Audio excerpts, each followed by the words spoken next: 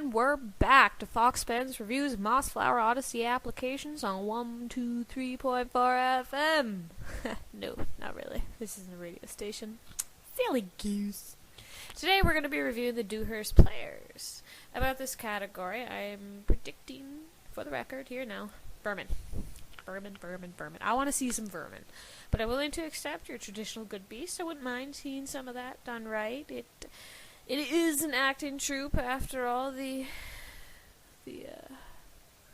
Dewhurst Players. And these folks are generally composed of every jack and Jill you can figure, so let's focus on personality. That's what I'm going to be considering the highlight of these applications. Personality and, of course, writing ability. That's obvious in these contests, but anyways. Vermin, they tend to be nasty or really neutral, dark and broody, tragic, or stupid and indignant. Vermin tend to be predictable, so let's hope this category isn't, and here we go.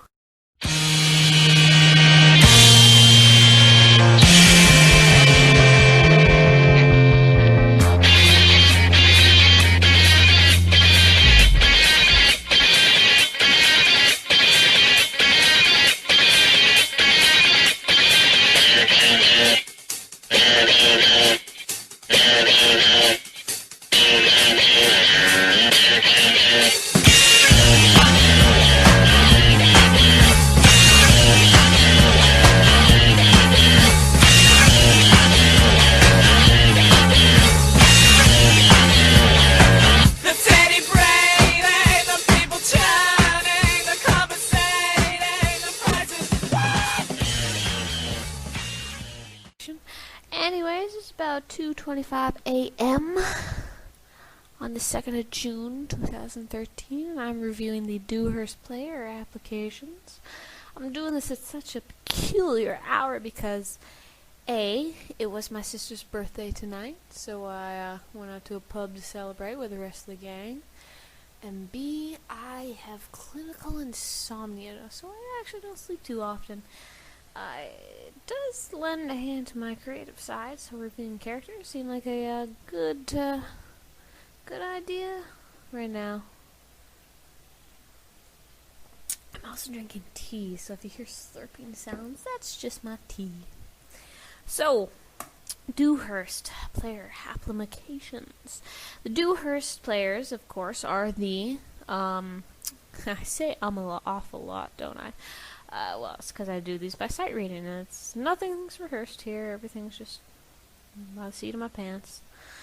The Dewhurst creatures, beasts, in this Redwall fandom we all love, they are, of course, the acting troupe, led by Pyracantha Dewhurst, the vixen, who is, first and foremost, a professional. Now that she can say the same about the rest of her troop.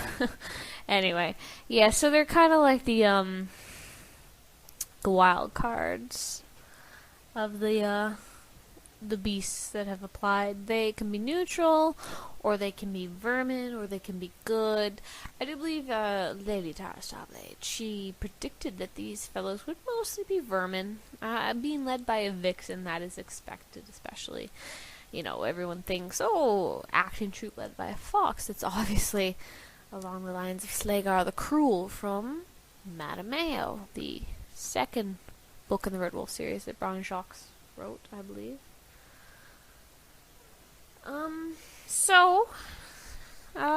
I, on that note, am going to expect a lot of vermin.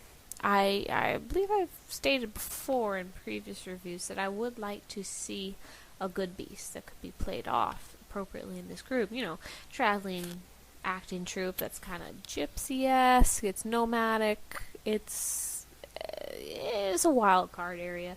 It's great. You can be good, you can be bad, you can be neutral, you can be all the above, you can be any species ever. So I am hoping for some vermin, or some perhaps verminy good beasts. You never see an evil mouse, you know?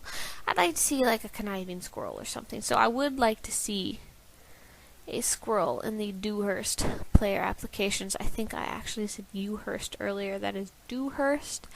They do rhyme slightly, and like I said, I was at a pub earlier, so, you know, if I screw up the pronunciation stuff, it ain't my fault. Yay.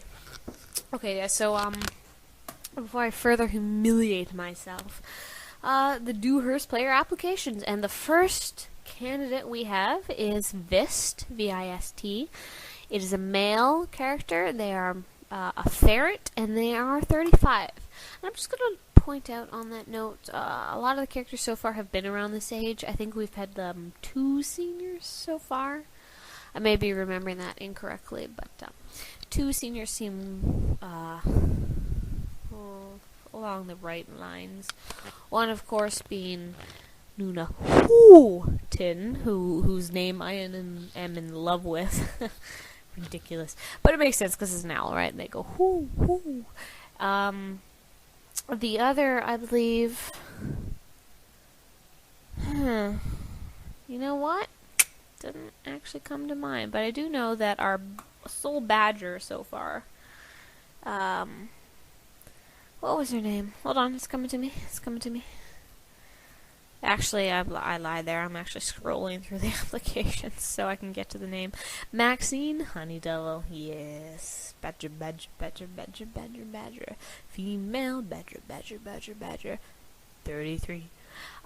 She writes, her age is 33, but she acts like a senior beast. So that's probably just the, you know, dog ages 1 year to 7, humans 1 to 1, you know, along those lines.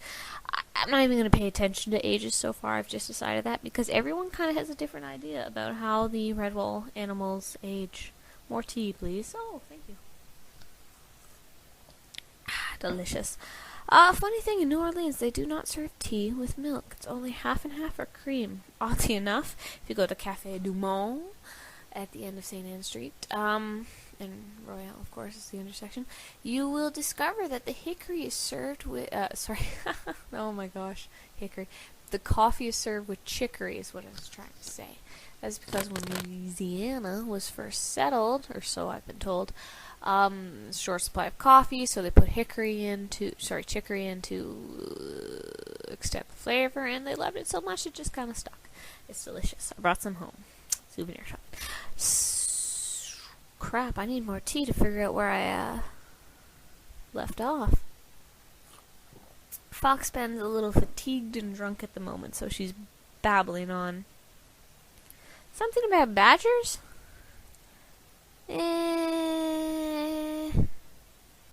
Right. The age of Miss Honey Double. Right, I'm just because she writes like she's supposed to be a retired character, that's how I am perceiving Miss Maxine Honeydevil, even though her age is listed as 33. I'm going to talk about her as though she is a senior, because that's how the writer has written the character as feeling. There could be some more psychological reasons, of course. The badger could be like, and be prematurely aged by that, or just be incredibly mature for her age. But just because the badger gave me the impression that she was retired, and that is why she didn't want to go to war. Well, not war per se, but, you know, a crazy adventure where life and death is a thing of weekly regularity. That's just how I'm going to treat the character as a senior. So I think that's like 3 seniors, 4 maybe. I'm not really going to look through it right now. I'm just going to continue with Dewhurst applications. Vist, hi, how you doing? Congratulations, by the way, to all the applicants for getting this far. I wouldn't be talking about you unless you had been. Of course, I do take this moment to open up for, I want someone who had an application that didn't make it to open up a topic, rather, because I won't do it. Not because I didn't have an application that was rejected. I did, of course. I'm sure everyone did. But it's not in my nature to start shit, you know. Anyway, so if you do have an application that did not make it and you want some constructive criticism, perhaps on your grammar, or development of character, the personality, a lot of people have trouble telling rather than showing. Someone should take the initiative, and I know they will eventually, it always happens, to post up a failed application. And I'd be happy to comment on one of those if someone wants me to. I'd even be happy to do another audio review. Actually, it's easier for me to speak into a microphone than type out stuff. Anyways, Vist, once again, Vist, the male ferret, age 35. Let's try and stick to task, foxpen. Oh, one more sip of tea. Well, alright. Delicious. Did you enjoy that? I did. Alright, can we get back to work? Okay. I told you I'm not going to fight him again. Vist growled as he moved wide crimson suspenders in place over his shoulders. I'm done fighting. It's not worth it. He sat down and opened a jar of fur paint. But didn't you tell me just yesterday you loved her? A gangly rat took a seat near the ferret. He dipped his paw into the white paint. The rat began to smear a chalky mixture over his features. Ain't you got a backbone, mate? You just going to let him walk all over you? What do you care anyway, Fistle? He began to spread the white mixture over his face. It was already humid in the dressing tent, but adding a heavy clown outfit and face paint made the temperature almost unbearable. Vist could feel sweat beating up under the layer of paint he had applied to his face. Because that Rang is the scum of the earth, that's why. The rat bared his front teeth as he reached for a jar of red paint. I know it was him that took me Gilder bag last week. If it wasn't for the fact that I needed this blasted job to keep me from rotting away, I'd kill him right now. Ring glowered as he applied a large smile onto his glowing features. Aye, life's got us there, doesn't it, mate? Don't it, mate? I got carried away with my accents there. Sorry, Vist. Vist had added rosy cheeks and raised eyebrows to his mask of paint. If it wasn't for this travelling troupe, we'd be the worse for wear. The ferret sighed as he completed his costume by adding a huge red nose to the end of his snout. He glanced at himself in a reflective bit of quartz. Who could tell that behind the jovial smile of his clown costume lay a soul tormented by unrequited love? If not for Rang, the third of their trio of clowns, his love might be returned. Siltra was perfection to him, but Rang stood in his way. He had claimed Siltra as his own when he arrived. Everyone in the troop knew crossing Rang would lead to death in one way or another. The ferret sucked in breath and reached for a set of juggling pins. The travelling troupe had set up outside of Yew for the evening. A group of expectant patrons were sitting in a semicircle around the performing ring. Vist wrinkled his nose as the familiar sights and smells of another night on the job greeted him. How had he sunk so low? He was a clown, acting foolishly for someone else's enjoyment. All this while another beast stole the heart of the one he loved. Knock him dead, mate. Fistle punched him on the shoulder as he trotted out on stage. The rat had the audience laughing within moments as he hit himself in the face with pies. Vist grit his teeth as Rang entered from the opposite side. He hated Rang. Hated him for bullying the rest of the troop and hated him for taking Siltra away from him. Until Rang showed up, Siltra and Vist had loved each other. Now that was gone. Vist entered the stage, his clown costume masking the rage boiling within him. If he wanted Siltra, the only way to get her would be if Rang were gone. Vist felt the cold metal of the stage knife in his paw as he moved forward. The ferret moved back his arm and through. Silence. Rang dropped to his knees, the knife protruding from his chest. Vist could hear his heart beat as he watched his enemy's eyes roll up and his tongue loll. Rang fell face down on stage, his blood mixing with pie filling. Then there were screams, so many screams. Vist locked eyes with Fistle just once. The rat's eyes were big with fear as he stepped back from the fallen clown. He knew what would happen if Vist stayed where he was. Run! Fistle yelled to Vist over the panicking crowd. Get out of here! And so Vist ran until he could run no further. It was a few seasons later when he came across Dewhurst Players.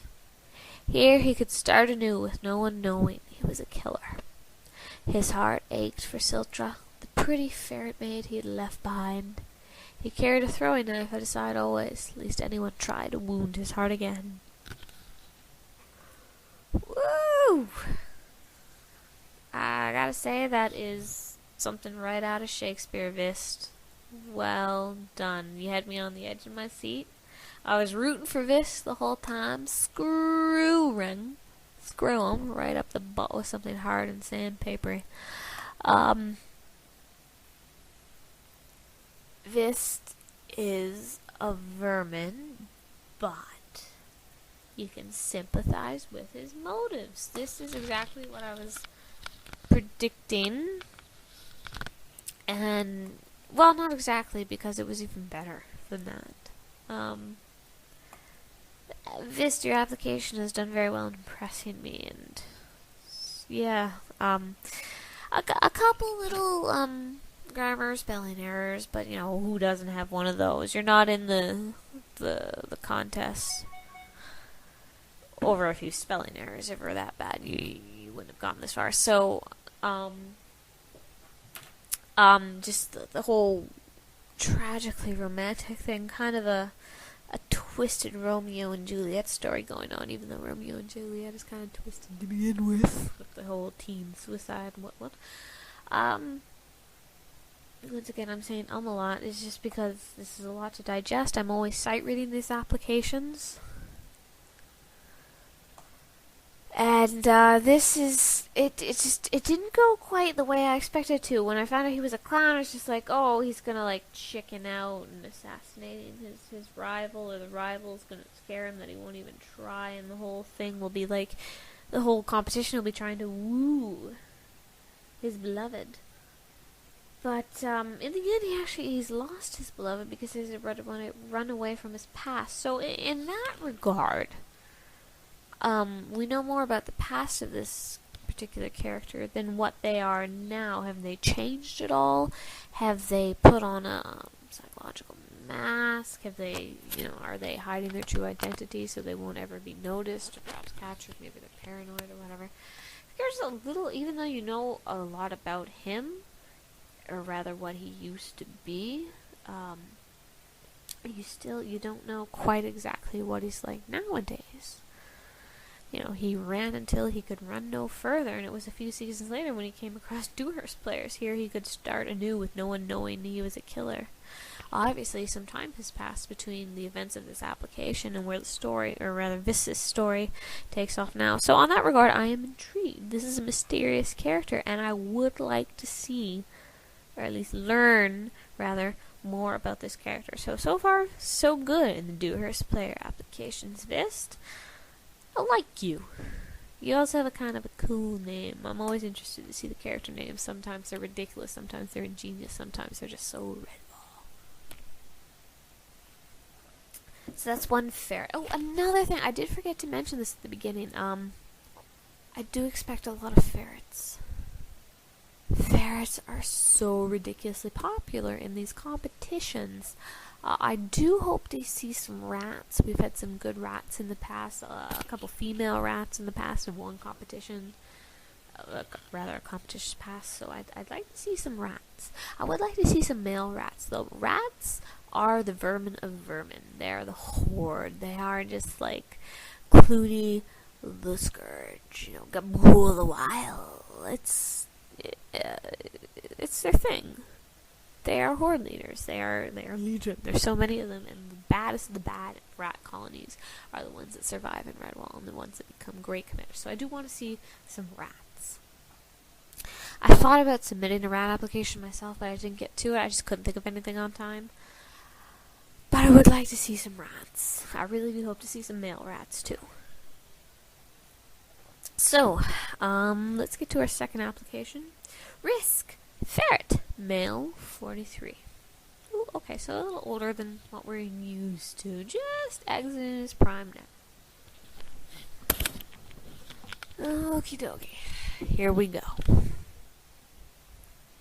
And you get this kind of knife. Oh, that's a spiffin knife. And a red kerchief, to show you're one of us. The fox twins oogled the weasel's kerchiefs and whispered it all together. Champion! What's all this? All four beasts spun in surprise as Risk stood up out of the bush. mud paint in the champagne ferret's fur from nose to tail. A drab blue kilt provided further decency. "Who are you?" One of the weasels jabbed his knife at the ferret. "Ach, don't do that," said Wrist calmly. His voice rumbled like oiled pebbles between a vixen's thighs. Ooh, steamy application. "He's Risk the Cutter, the old lord's right paw, Captain. What's through the batterants?" The other weasel glanced at his companion and batted the knife out of his paws. "Idiot, show some respect! Were you just trying to recruit these two young taws into your fool's army?" "Oh, no, sir. Just by say, what are you doing with the runty and stunted ear?" Risk scowled. "I'm there." He suddenly turned his head to the side, ears flicking. Someone was cursing and thrashing foliage in the distance. "Thanks, sir. Stay low and don't move. You two, get your hides out of my sight before I strip 'em off for 10 flaps." He cupped his paws and shouted toward the noise. "Hold on, Huck. I'm coming." "Go, Risk," the twins shouted, pumping their paws in the air and jigging.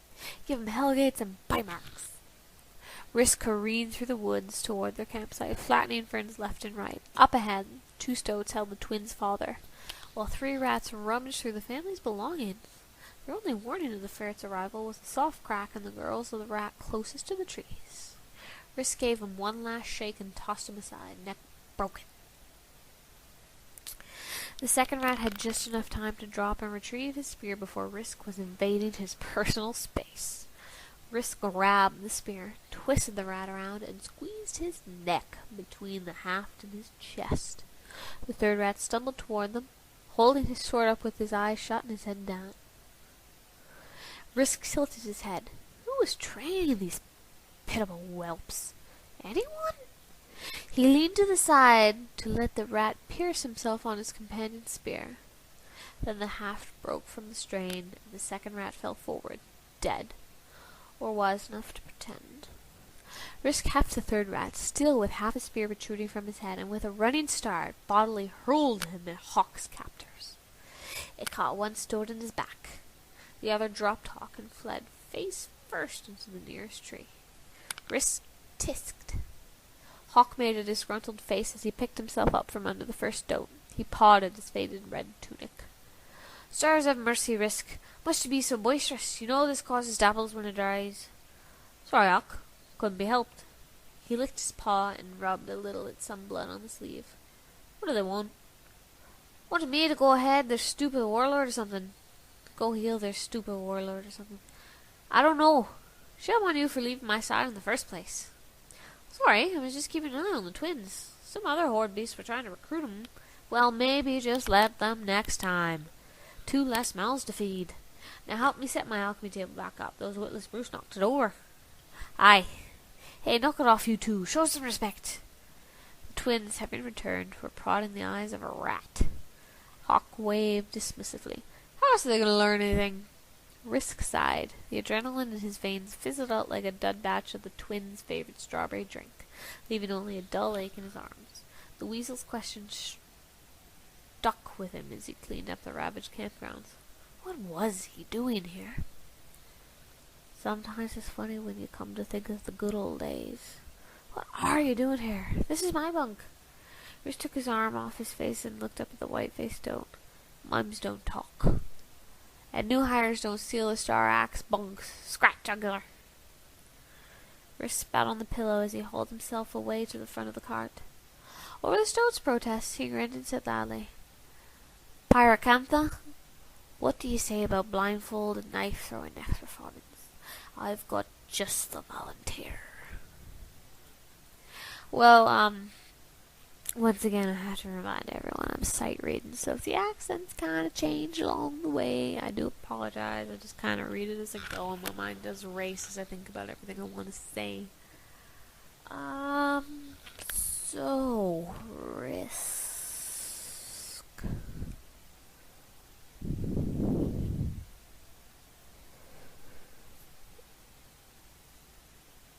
He's a vermin. Yeah, he's a vermin. Alright, yeah, he's a bit of a murderer. Well, no, I won't say murder. He does have no qualms about doing what is necessary to survive. And the way he goes about it so casually reminds me of one of the Mummy movies, you know, in the first Mummy with, what's his face, Brendan Fraser, you know, he's all like, yeah, they're all hypnotized by the mummy, let's drive a car through a horde of them anyway and kill all the innocents. Risk has this action-adventure thing going on. I don't know if that's intentional or not, but that's how I'm perceiving it. No. Kind of interesting, you know. With the whole kind of the scam going on. You know, you don't really see kind of sly interactions like on that caliber in some of these applications, at least in the past. I haven't been away from the ROC in a while. But yeah, Risk is solid writing. Well, not exactly the most exciting for what action there is. But it does read, I will give him this, or her, it does read like an actual Redwall novel in Brock's later career, but it's Redwall nonetheless. So,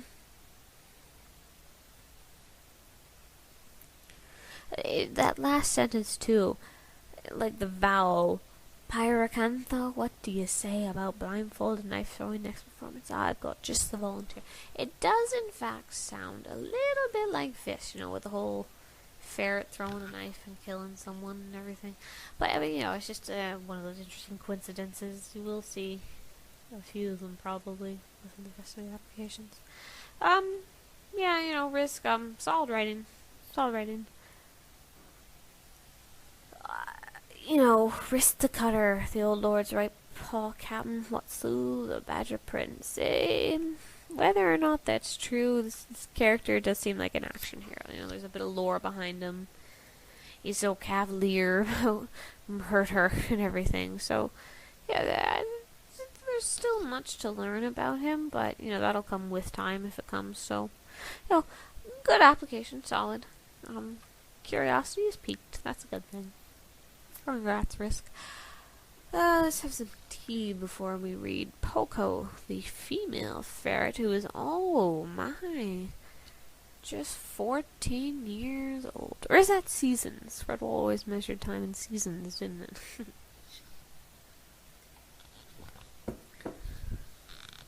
Alright. Evil urchin child!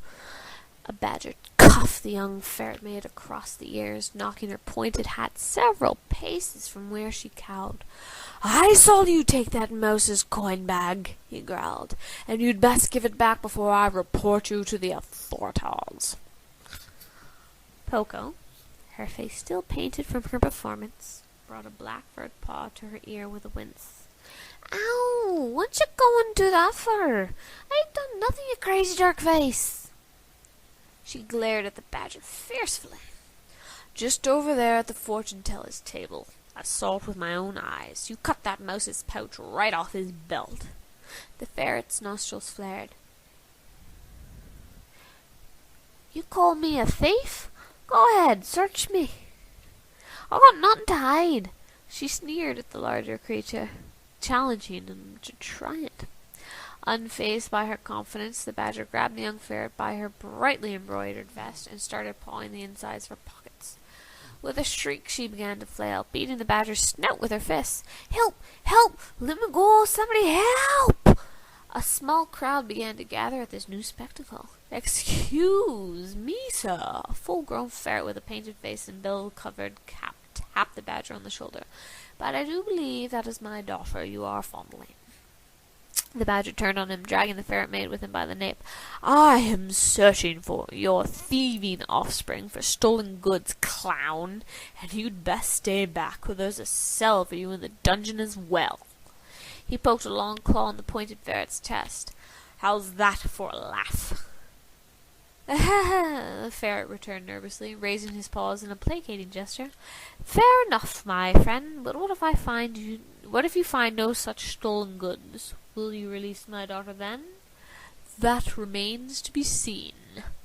The huge shovel-sized paws continued to frisk the ferret fruitlessly. The longer he searched, the more the surrounding crowd began to grumble and mutter as the ferret made stiffly with her arms spread and her nose held high, taking the abuse like a true martyr. When it became quite clear that there was nothing to be found aside from a few nuts, a handkerchief, and a small pocket knife, which were unceremoniously tossed into the dirt, the badger knew he'd been outwitted. "Very well, you can go. But if I catch any of you vermin pickpocketing again, I'll petition to have the whole lot of you locked up till fall." As the hulking badger stalked off, the ferrets began to pick up the discarded items from the ground. A sympathetic squirrel who had been quite fond of the jester's earlier performance picked the fair maid's pointy hat up and started to dust off when she felt an unusual lump inside. "Hey! She did steal that mouse's money pouch!" Father and daughter exchanged glances, then bolted before any beast got the bright idea to seize them. "I'd best tell Pyracantha it's time to move on," puffed the elder ferret cheerily. "I'll find your mother. You change roles." Poko dashed into her family's small tent and started scrubbing her face clear with soapy water. Soon she was decked out in a completely new red outfit with flame-like fringes along the sleeves and breeches. She tied a black scarf over her head and added gold rings to her ears. Then, with a quick spray down of heavy musk, she was not even recognizable by scent. In a flash, she was sprinting for the stage, the last place her pursuers would be looking. "Which way did they go? Which way did they go?" The badger pressed the squirrel for information once they reached the spot where the ferrets had previously stood.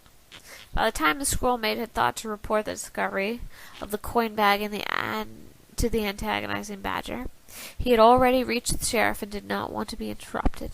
It had taken several tries before her message made it through, and the badger knew he had lost many precious minutes. The squirrel gestured vaguely east. "That way, I think." She was distracted by the new performer on the Dewhurst stage, fire blowing up in a great burst as two double-ended torches spun mesmerizingly in the black-gloved paws. The young ferret lad was handsome and daring, spitting fire above the odd crowd with a grin. The squirrel maid gasped, her heart skipping a beat. "Oh, if only he were a squirrel and not a ferret," she sighed forlornly. "Ah!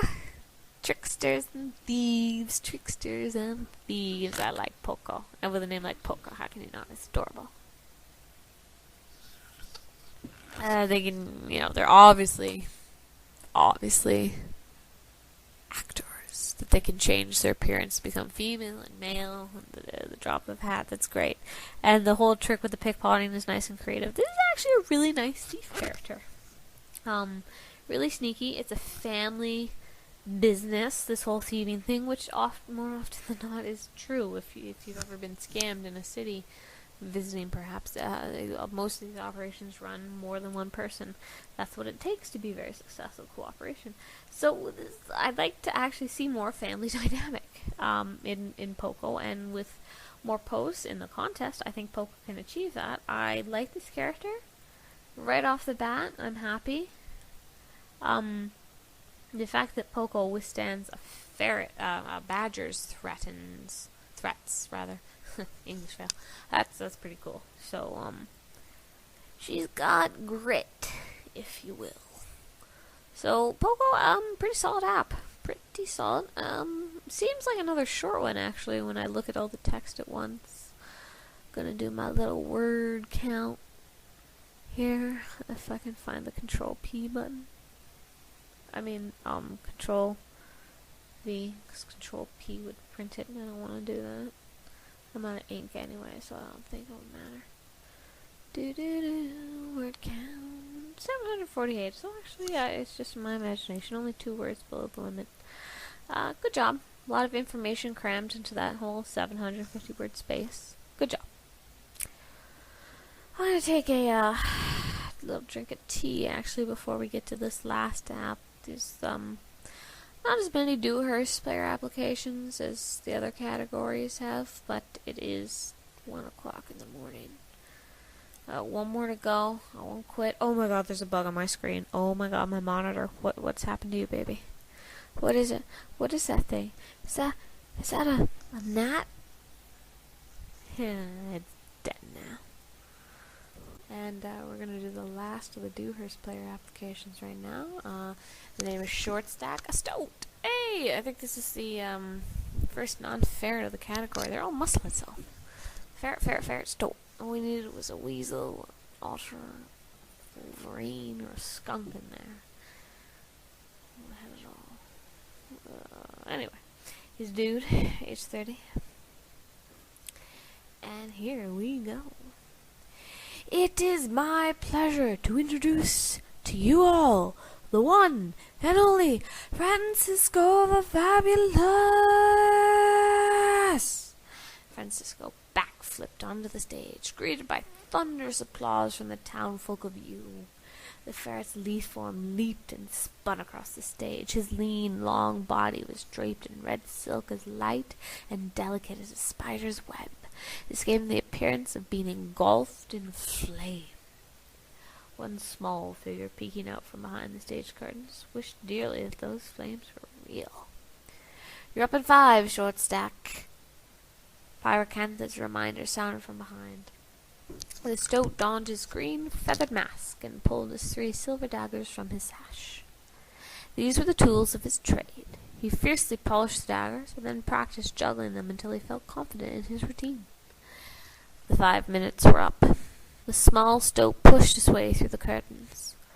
Francisco was still on stage, apparently spinning on his head. The crowd loved it. "Hey, Francisco, your act's up!" the stoat yelled, much to the chagrin of the audience. "Somebody get that kid off the stage!" a voice in the crowd yelled. Before Vist could start throwing produce, Francisco flipped back onto his paws and smiled apologetically. "Sorry, short stack. I was having so much fun I must have lost track of time." The flawless example of Mustelidian kind turned back to the crowd. "Well, we're having fun, folks." The cheering was almost deafening. "What do you say we take a vote?" Francisco asked. "No," Shortstack replied. "Everyone who wants to see Shortstack here perform, give me a holler," Francisco continued. "I want to see the dwarf dance," a single drunkard called out. Shortstack glared at his only supporter. "Everybody who wants to see my new, never-before-seen stunt, give me a yell." Screams must have been heard to the river Moss. Francisco shrugged helplessly to Shortstack. Stoat wanted very much to send one of his silver daggers flying into Francisco's perfect face. The crowd's cheering could still be heard as Shortstack wandered off into the night. One might have mistaken him for a lost drunk clown, if not for the fiery determination, a light in his eyes. It probably would not be Francisco, but some beast was going to have a very bad night. The stoat soon found himself at the door of a small shack on the edge of town. He knocked on the door, then pulled one of the daggers from his sash. "Who's there? Is it you, Polly?" A drunk voice called from within. It was followed by the sound of crashing furniture. A moment later, the door opened. "Good evening. Great season. It's not you." A drunk fat otter tried to slam the door, but Shortstack's small but muscular shoulder was in the way. The stoat pushed his way in. "Well, hello there, Shortstack." The otter. "Well, hello there, Shortstack." Whoops, got my accents mixed up. The otter said nonchalantly. "Would you care for a glass of wine?" "I didn't come here to drink, Skip. I'm here for the debt," Shortstack said, polishing his dagger on the corner of his sleeve. "Debt? But it ain't up for another season." "It's up right now. Give me the silver I borrowed to you." Skip hesitated for a moment. Perhaps he was prepared to attack preemptively, or maybe he was just drunk. "I haven't got your silver. I used it to buy a boat last season." "I can't take a boat as payment. How much fish do you have on paw?" Shortstack asked, feeling he was being more than fair to the old drunkard. "Well, not any. The boat got washed away during that last flood. I've been eating off of Widow Polly since then." "Do you have anything to pay me with?" Shortstack anticipated the otter's answer, tightening his grip on the dagger. "Not now, but I will next season. By next season, I promise." "I see." Shortstack's face broke into a grin. Skip chuckled, relief beginning to show in his eyes. "The promise of a drunkard is worth nothing. I'll need to take some collateral." "But I haven't got anything," Skip yelled in protest. Then his eyes showed something very far from relief. It was pain. Shortstack left the shack a minute later, his dagger cleaned and secured in his sash, around his neck hugging something furry and bloody. It was an otter's tail. That's a pretty big souvenir, first and foremost, an otter's tail. I just happened to be in an aquarium the other day, saw a sea otter, and they are pretty freaking big. Actually, much bigger than a stoat. Anyway, I don't, whatever, it's Redwall. I liked it. It had this typical. There seems to be a theme in these characters. They all the Dewhurst applications. All these characters have rivals within the troop.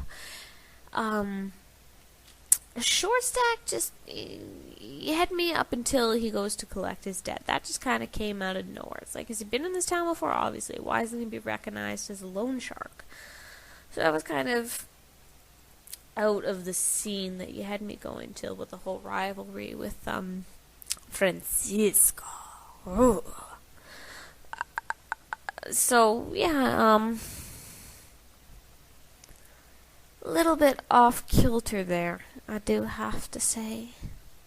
But you know, the writing throughout the application is solid. No blatant spag or grammar or whatever issues. Nothing. It's good writing.